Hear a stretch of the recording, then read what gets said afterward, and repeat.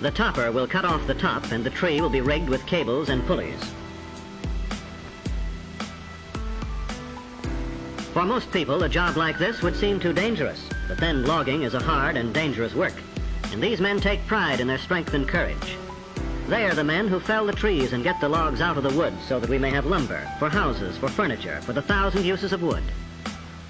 And all in his day's work, over goes the top of this tree. The job of logging is well underway. Donkey engines are brought up to lift the big logs, haul them around and place them on railroad cars. Heavy cables and huge pulleys are needed to lift logs weighing up to 50 tons. The actual felling of a tree begins with the making of a scaffold for the axemen to stand on as they work.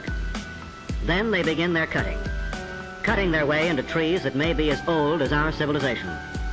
For the redwood trees of California are probably the oldest of living things. The redwoods that grow along the coast live to be 2,000 years old. They are young at 350 years, they are mature at 1,000 years, and they reach old age at 1,500 years.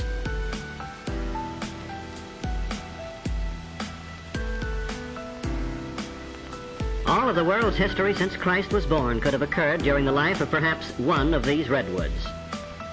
But just as the tree itself is able to live through centuries, to live even through forest fires, so when the axes, the wedges,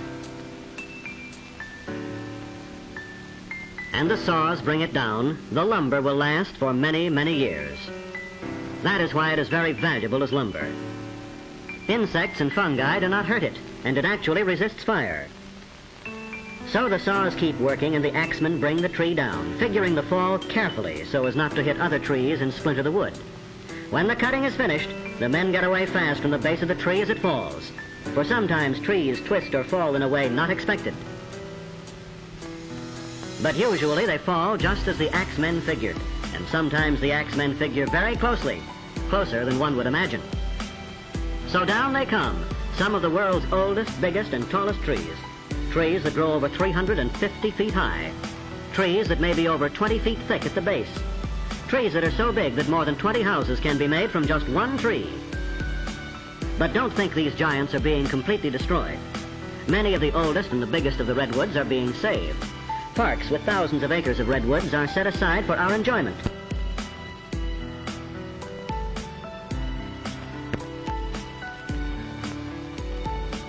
But now the logs are cut to the lengths wanted by the mills and the carpenters and started on their way to becoming boards useful to mankind.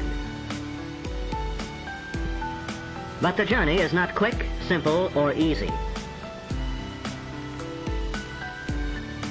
The logs must be snaked out by big tractors and loaded onto heavy trucks, or dragged by the tractors out to the edge of the clearing where they can be picked up and carried overhead toward the railroad.